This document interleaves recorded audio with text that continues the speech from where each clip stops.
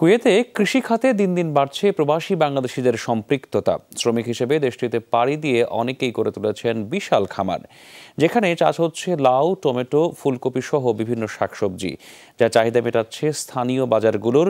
বিস্তারিত সহকর্মী শেখ এহসানুল হক খোকনের পাঠানো প্রতিবেদনে। মরুদেশ কুয়েত, দেশটির অর্থনীতির চালিকা শক্তি তেল, গ্যাস, বাণিজ্য, খাদ্যসহ কৃষি পণ্যের বেশিরভাগই আমদানি করতে হয় তাদের। কিন্তু সম্প্রতি বদলে যাচ্ছে সেই চিত্র। বিশেষ পদ্ধতিতে চলছে চাষাবাদ, যাতে সম্পৃক্ত হচ্ছেন প্রবাসী বাংলাদেশিরাও। এমনই সফল খামারি কুমিল্লার আব্দুল হক, নাসির আলী ও সিলেটের শামীম হোসেন।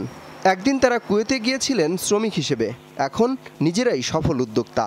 আছে আলহামদুলিল্লাহ, মোটামুটি লোকজন আছে, 12-13 লোক আছে আমার মাধ্যমে। একটু ভালো হইতো যদি লোকজন আরো 20টা অ্যাভেলেবেল খোলা থাকতো।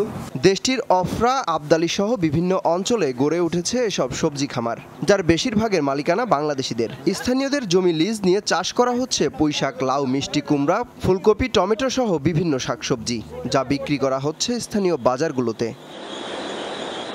বাংলাদেশি এসব খামারিরা শুধু নিজেরাই স্বাবলম্বী হননি, কর্মসংস্থানের সুযোগ করে দিয়েছেন দেশি অনেক শ্রমিককে। আমি এখানে 4 বছর থেকে এসেছি। এখানে আমি সব রকম চাষ করি। আছে কিয়ের বেতন আছে 120, কিয়ের বেতন আছে 130, কিয়ের বেতন আছে 140। এসব প্রবাসীরা চান কুয়েতে কৃষি খাতে বাড়ুক বাংলাদেশিদের আরও অংশীদারিত্ব।